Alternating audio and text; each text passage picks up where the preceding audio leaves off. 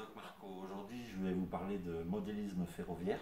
Je vais vous faire une petite présentation de mon réseau. Alors déjà, ce qu'il faut que je dise sûrement, c'est parler un petit peu de la philosophie du réseau et la mienne en particulier. Je ne suis absolument pas un compteur de rivets. Je fais plutôt du modélisme d'atmosphère. Il faut que ça rende une certaine ambiance. Après voilà, je ne vais vraiment pas dans le détail. En plus de ça, ce réseau s'appelle sans sac.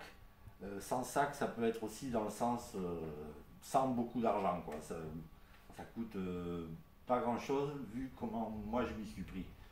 C'est beaucoup de récup, c'est beaucoup de bidouilles, beaucoup d'électronique par-ci par-là que je fabrique moi-même.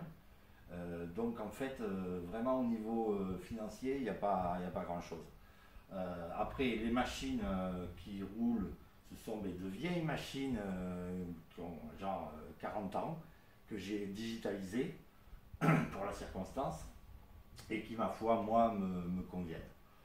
Après, évidemment, c'est sûr on pourrait trouver des machines aujourd'hui bien plus fidèles, bien plus chouettes, mais bien plus chères. Donc voilà. Alors, comment ça marche tout ça? Ça marche évidemment en numérique. Pour moi, le débat analogique numérique, pour moi, il aurait même plus lieu d'être, tellement le numérique offre de possibilités.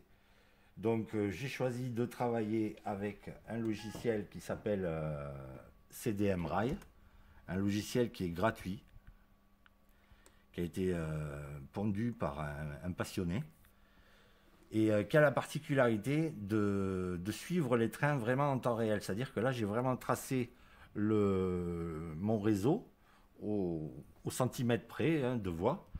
On va zoomer un petit peu pour mieux voir.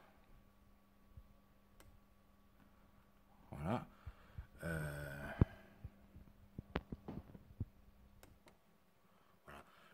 Là, par exemple, on voit que j'ai un train ici.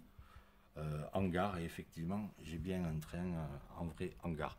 Et donc les trains sur l'écran vont vraiment avancer au même rythme qu'en vrai sur le réseau. Ça c'est vraiment c'est assez bluffant en fait. Alors comment ça marche? Eh bien, il y a beaucoup de détecteurs, mais je reviendrai sur l'électronique peut-être plus tard. Beaucoup de détecteurs par canton.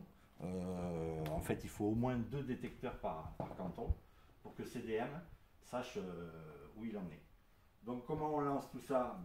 Très simplement, je vais reprendre mon contexte où je m'étais arrêté tout à l'heure. Donc restituer un contexte simu run. Prendre celui-ci, sélectionner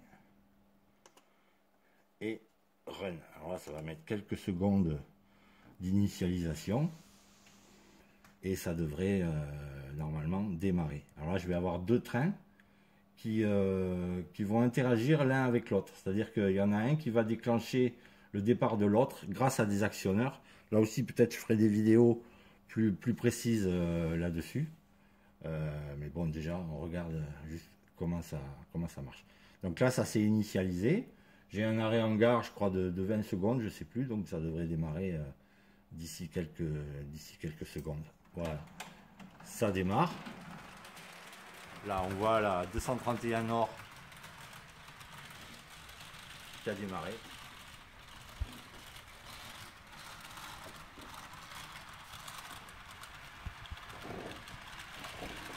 Elle va aller se cacher dans une boucle de retournement qui comporte 3 voies de garage. Elle va se garer, donc derrière ça, peut-être je vous montrerai, ça évidemment c'est amovible, pour pouvoir nettoyer les rails quand il y a quand même besoin. Donc là on l'entend, elle va se garer, et elle va déclencher un autre train complètement à l'autre bout du réseau. Ça y est, il est parti, à l'autre bout là-bas. Voilà.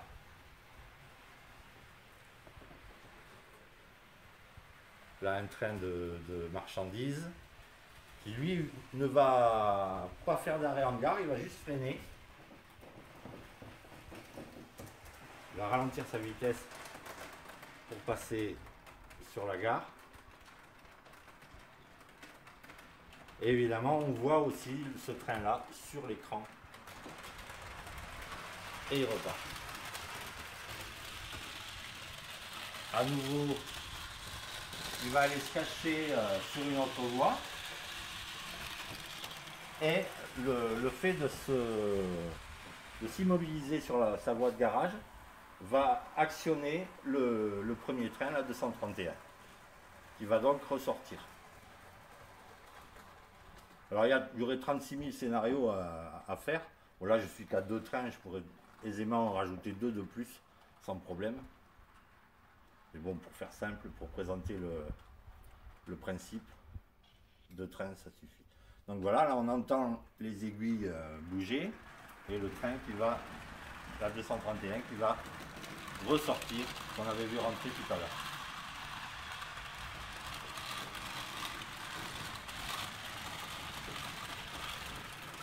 Voilà, c'est donc une 231 mais qui a à peu près 40 ans, c'est une Jouef.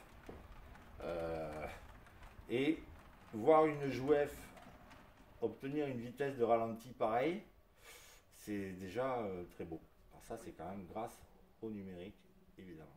Donc je vais vous montrer un petit peu plus en détail les quelques cartes électroniques qui servent à piloter ce réseau. Voilà une carte qui sert à motoriser les aiguilles. C'est à base de pic. Là, le pic n'est pas monté. Qu'est-ce que c'est qu'un pic? Bon, vite fait, c'est un microcontrôleur, on va dire un petit microprocesseur qu'on peut programmer soi-même grâce à un logiciel et grâce à un programmateur de pic qui va bien. Donc voilà, ça c'est vraiment juste génial parce que ça permet de motoriser les aiguilles avec, il y a un truc qui bip, avec des servos moteurs. Donc on a une motorisation lente des aiguilles. Je vais vous montrer. Voilà la centrale, vraiment tout le monde la connaît celle-là. C'est vraiment le premier prix. Donc, et ça marche très bien. Ça marche même super. Là, je vais actionner cette aiguille. Alors, c'est la numéro 1.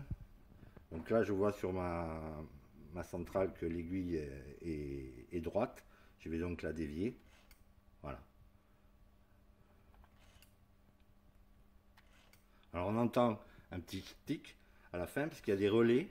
Et les relais me servent aussi de module de boucle de retournement. C'est-à-dire que je n'ai pas besoin du fameux module qui détecte le court-circuit. Je suis absolument, enfin moi, pour moi c'est une aberration électrique d'attendre qu'il se produise un court-circuit pour faire en sorte de l'éliminer. Non, non, avec ça, là, j'ai absolument pas besoin.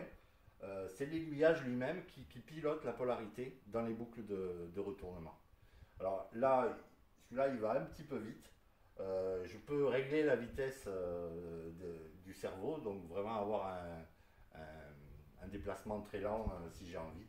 Donc voilà, j'ai vraiment accès à tout grâce à ces modules d'aiguille. Après, au niveau électronique, on a besoin de cartes comme celle-là. Il y en a pas mal, un peu disséminées un petit peu sur tout le réseau. Ce sont les cartes de détection de train. Quand un train arrive sur une portion, il est détecté et une LED s'allume. Tout ça, c'est renvoyé sur CDM. Et CDM, donc, c'est où sont les trains. Alors, c'est renvoyé comment? Grâce à un module plusieurs modules de rétro-signalisation ici sous le réseau. Ça aussi, hein, c'est fabriqué, c'est moi qui fabrique tout ça. Donc là, j'ai eu besoin de 3 cartes, comme ça. C'est ça qui récupère donc les informations des détecteurs et qui renvoie tout ça sur CDM grâce ici au Genly qui permet donc de raccorder la centrale avec le logiciel. Voilà à peu près ce qu'il faut comme électronique. pour piloter un réseau comme ça. Voilà, là, ici, puisqu'on est dessous, on peut montrer donc les modules d'aiguille, donc avec leur pic. Alors quand j'ai pas besoin, ben, je monte pas le relais. Quand j'ai besoin, je le monte. Voilà, ça peut me piloter aussi un signal, en fait, les relais, ou donc me servir pour les boucles de retournement, comme je disais tout à l'heure. Voilà, je crois que j'ai à peu près tout dit. Voilà, voilà, mais je vous remercie d'avoir regardé et à très bientôt. Ciao, ciao.